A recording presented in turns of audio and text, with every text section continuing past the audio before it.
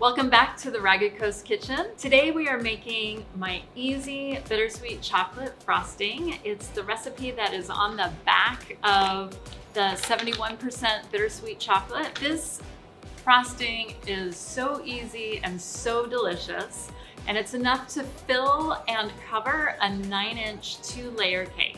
All right, let's get to it. Okay, we're starting with 12 ounces of bittersweet chocolate, 4 ounces of butter that I've cut up and put on top of the chocolate, and we've brought 2 cups of heavy cream to a boil. Now you want this heavy cream to boil because we're depending on all the heat from that cream to melt the chocolate and the butter. Okay, now that the cream has come to a boil, we're gonna pour it all at once, over the chocolate and the butter. And we're gonna allow this to sit for 1 full minute.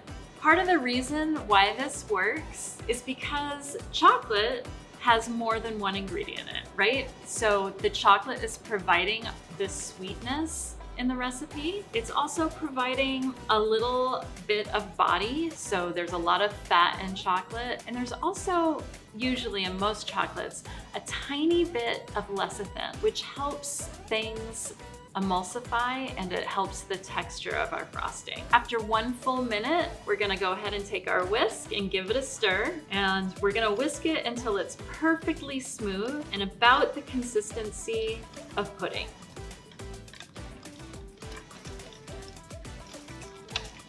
Okay, if you find that your frosting is looking a little bit like this, which is a tiny bit greasy and a little tiny bit separated, I have a fix for you. And I think part of the reason why this is happening is that I had my cream on the burner for a little while and it's evaporated a little bit, so I ended up adding less than the 2 full cups of cream. What I'm gonna do is I'm gonna add a little bit more cold cream. This will both bring down the temperature of the ganache, which I think will help, and also add a little bit more liquid into this recipe, which is gonna smooth that out a little bit. So we're just gonna start with a really small amount and whisk. I can already tell that's helping. I'm gonna do it again, really small amount.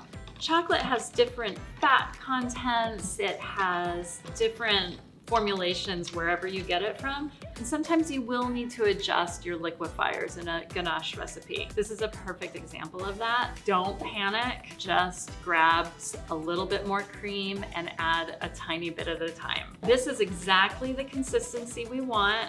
Like I said, a very soft chocolate pudding. We're gonna go ahead and set this in the refrigerator, and every 10 minutes or so, we're gonna take it out and give it a whisk until it is frosting consistency. Now you wanna make this frosting when your cake is already baked and cooled and ready to cover. This is, once it's at frosting consistency, we definitely wanna get it onto the cake, and then it'll finish setting on the cake to the perfect frosting consistency. If you're in a big fat hurry, you could always put your bowl in a larger bowl of ice water and whisk it in there, or stir it. I'll use a rubber spatula to stir it because I don't want to add too much air to it, and we'll talk about that in a minute. But I kind of go the lazy route and like to put it in the refrigerator and do other things while the frosting sets. If you like this video, definitely give it a thumbs up. If you want to see more videos like this, or you have suggestions for other videos you'd like to see, leave a comment below and subscribe to this channel. It really helps.